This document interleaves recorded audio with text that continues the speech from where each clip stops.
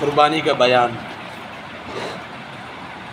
مسئلہ، قربانی فقط اپنی طرف سے کرنا واجب ہے، اولاد کی طرف سے واجب نہیں، بلکہ اگر نابالغ اولاد مالدار بھی ہو تب بھی اس کی طرف سے کرنا واجب نہیں ہے، نہ اپنے مال میں سے نہ اس کے مال میں سے، کیونکہ اس پر واجب ہی نہیں ہوتی۔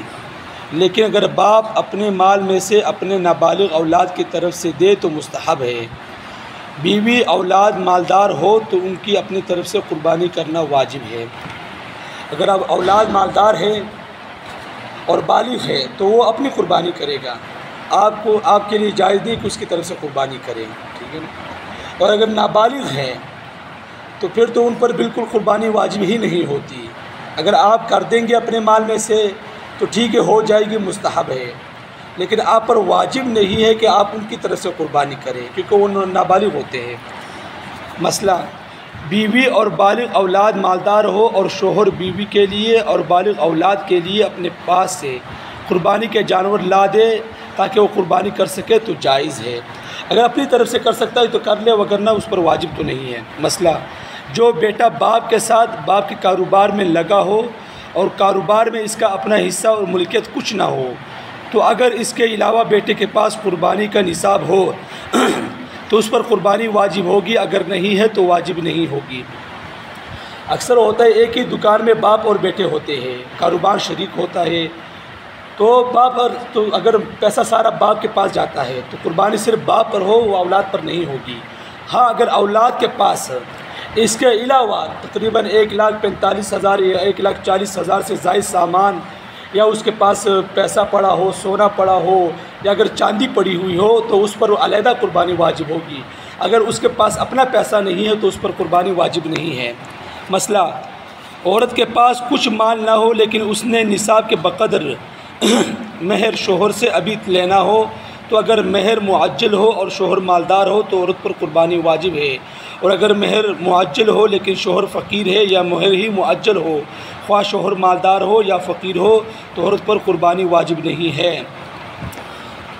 ہوتا ہے نا، اگر بسا اوقات شادی کر لیتے ہیں تو اتنا مہر مقرر کر لیتے ہیں کہ جس پر نصاب واجب ہو جاتا ہے، تو اگر اسی وقت اس کو مہر دے دیا عورت کو تو اس پر قربانی واجب ہے، اگر 1 لاکھ یا 1,40,000 سے اوپر اس کے پاس مال ہو، اگر اس سے کم ہو تو اس پر قربانی واجب ہی نہیں ہے۔ مسئلہ، اگر پہلے اتنا مالدار نہیں تھا اس لیے قربانی واجب نہیں تھی، پھر 12ویں تاریخ کے سورج ڈوبنے سے پہلے کہیں سے مال مل گیا تو قربانی کرنا واجب ہے۔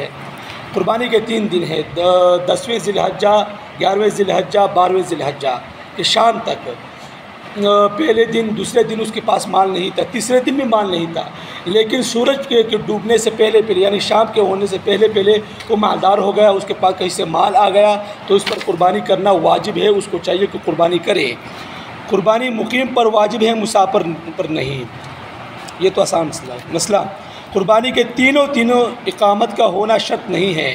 10ویں 11ویں تاریخ کو سفر میں تھا، پھر 12ویں تاریخ کو سورج ڈوبنے سے پہلے گھر پہنچ گئے یا 15 دن کہیں ٹہرنے کی نیت کر لی تو اب قربانی کرنا واجب ہو گیا۔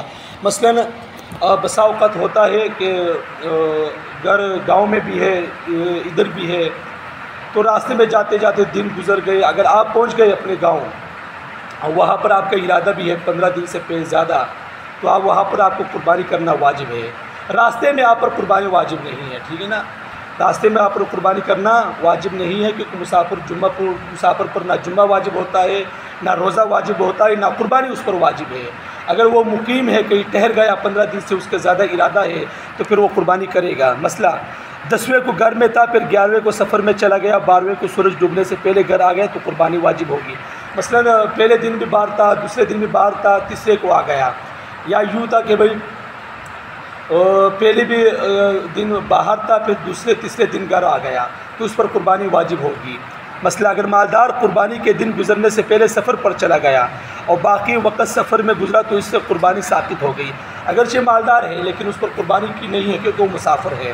مسئلہ، جو شخص حج پر گیا اور حساب سے شرعی مسافر بنتا ہو تو اس پر قربانی واجب نہیں۔ مثلاً ایک شخص 25 ذی الحجہ ذی القعدہ کو مکہ مکرمہ پہنچا، اب چونکہ مینا عرفہ جانے کے 15 دن سے کم ہو تو اس لیے یہ شخص کم کرما گئے، یہ تو حج کے دنوں کے اس کے مناسب ہے، یہاں ہمارا کوئی تعلق ہے نہیں ہے اس کے ساتھ۔ قربانی کا وقت، مسئلہ ذی الحجہ کے 10ویں تاریخ سے لے کر 12ویں تاریخ کے سورج ڈوبنے سے پہلے تک قربانی کا وقت ہے، چاہے جس دن قربانی کرے، لیکن قربانی کا سب سے بہتر دن 10ویں کا ہے، پھر 11ویں تاریخ کو، پھر 12ویں تاریخ کو۔ یوں ہی فضول اس کو لٹکانا اور ادھر ادھر کی پھر کام کرنا اور قربانی کو تو دوسرے تیسرے دن لے کر جانا، یہ اچھا عمل نہیں ہے۔ پھر سب سے بہترین دن کون سا ہے؟ پہلا دن ہے عید کا، اس دن قربانی کرنی چاہیے۔ یوں ہی فضول اس کو لٹکانا یہ اچھی بات نہیں ہے۔ مسئلہ 10ویں تاریخ کو شہر والوں کے لیے قربانی کا مستحب وقت عید کی نماز اور خطبے کے بعد کا ہے، جبکہ گاؤں والوں کے لیے جس میں عید کی نماز نہیں ہوتی سورج طلوع ہونے کے بعد کا ہے۔ بہت سے ایسے گاؤں ہیں اب بھی موجود ہے وہاں پر عید کی نماز نہیں ہوتی کیونکہ ان پر واجب ہی نہیں ہوتی، چھوٹا سا گاؤں ہوتا ہے، اگر وہ قربانی کرتے ہیں، اگر ان پر قربانی واجب ہوتی ہے کسی شخص پر تو اس کے لیے جیسا ہی سورج طلوع ہوگا اس پر قربانی واجب ہو جائے گی۔ لیکن اگر شہر والے لوگ ہیں جب تک وہ عید کی نماز نہیں پڑھیں گے اس پر قربانی کرنا واجب نہیں ہے، کیونکہ اس سے پہلے قربانی ہوتی ہی نہیں ہے، عید کی نماز اس پر قربانی ہوگی۔ مسئلہ گاؤں والوں کے لیے 10ویں تاریخ کو فجر کی نماز کے بعد بھی قربانی کرنا جائز ہے، جیسے ہی فجر کی نماز پڑھ لی تو اس پر قربانی واجب ہو جائے گی۔ مسئلہ امام عید کی نماز پڑھ چکا ابھی خطبہ نہیں پڑھا، کسی نے قربانی کر دے تو قربانی جائز ہے۔ میں بتا رہا ہوں نا کہ نماز سے پہلے قربانی واجب نہیں ہوتی، اگر نماز سے پہلے اس نے قربانی کر دی تو یہ قربانی ہوگی ہی نہیں۔ اگر نماز پڑھ لی ابھی خطبہ نہیں پڑھا اور کسی نے قربانی کر دی تو قربانی ہو جائے گی۔ مسئلہ امام کے نماز پڑھانے کے دوران میں قربانی کی تو قربانی نہیں ہوگی، یہ نا مسئلہ خوب سمجھ لے، ابھی امام نماز ہی پڑھا رہا تھا تو قربانی کس نے کر دی تو قربانی ہوگی ہی نہیں۔ مسئلہ امام نے، یہ شہر والوں کے لیے سارے مسائل ہے، گاؤں والوں کے لیے تو یہی ہے کہ صبح سورج طلوع ہونے کے بعد قربانی کر دیں گے تو ہو جائے گی۔ مسئلہ امام نے نماز پڑھائی پھر لوگوں نے قربانی کی، اس کے بعد پتہ چلا کہ امام کا وضو ہی نہیں تھا اور امام نے بلا وضو عید کی نماز غلطی سے پڑھا دی تھی تو قربانی ہو گئی، اعادہ کرنا ضروری نہیں ہے۔ ٹھیک ہے نا، ہوتا ہے غلطی ہو جاتی ہے، امام نے یہی سمجھا تھا بھئی میں نے غسل کیا تو صبح سے اور اسی حالت میں نماز پڑھا دی، حالانکہ اس کا وضو ہی نہیں تھا، اس وجہ سے اس کا وضو ٹوٹ گیا تھا یا وہ وضو خراب ہو گیا۔ تو اگر نماز پڑھا دی اور کسی نے اس کے بعد قربانی کر دی، اب پہلے تو نماز ہوئی ہی نہیں کیونکہ اس کا وضو ہی نہیں تھا، لیکن قربانی ہو جائے گی، دوبارہ اس کو لوٹانا صحیح نہیں ہے۔ مسئلہ اگر کسی عذر سے یا بلا عذر پہلے دن یعنی 10ویں کو عید کی نماز نہیں ہوئی تو سورج کے زوال سے پہلے قربانی جائز نہ ہوگی، البتہ زوال کے بعد جائز ہوگی۔ دوسرے دن جب عید کی نماز پڑھی جائے تو نماز سے پہلے بھی قربانی جائز ہے۔